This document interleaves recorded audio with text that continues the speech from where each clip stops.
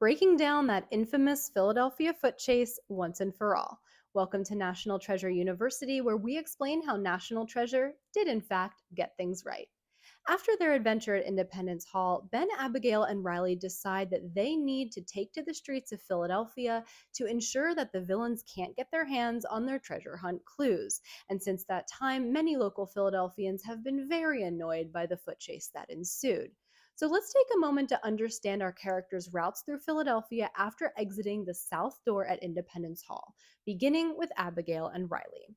After exiting that south door, Abigail and Riley move back to the north side of Independence Hall, traveling north on 5th Street until they reach the intersection of 5th and Market, at which point they realize they're being chased.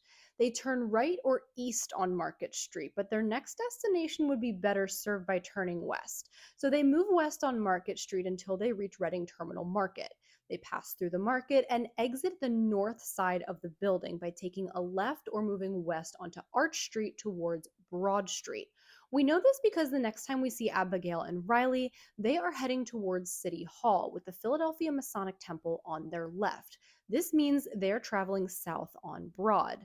They then pass through the City Hall breezeways and end up on the south side of the building, where Abigail has her incident in a crosswalk bordering Dilworth Park.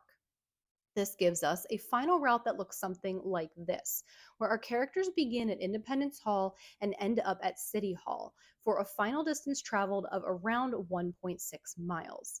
Now, by comparison, Ben's route is much simpler. When he leaves the south door at Independence Hall, he moves southwest to the intersection of 6th and Walnut.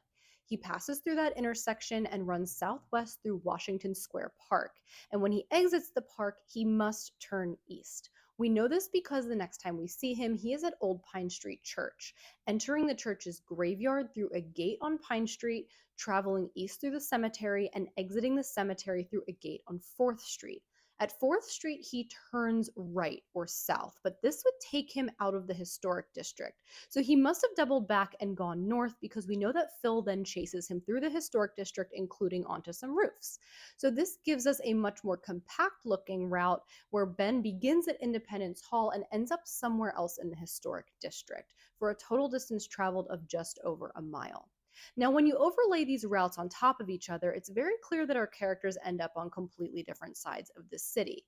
But even so, once Ian gets his hands on the Declaration, Abigail and Riley have to meet Ben at the car back in the historic district. So they basically have to completely retrace their steps, but at least they're not being chased this time.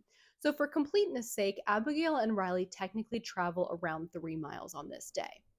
So ultimately, while our characters definitely get the grand tour of Philadelphia, these distances and therefore these routes are actually manageable, though they do explain why all of our characters are at least a little bit winded by the end of the chase. Thanks for coming to my treasure talk.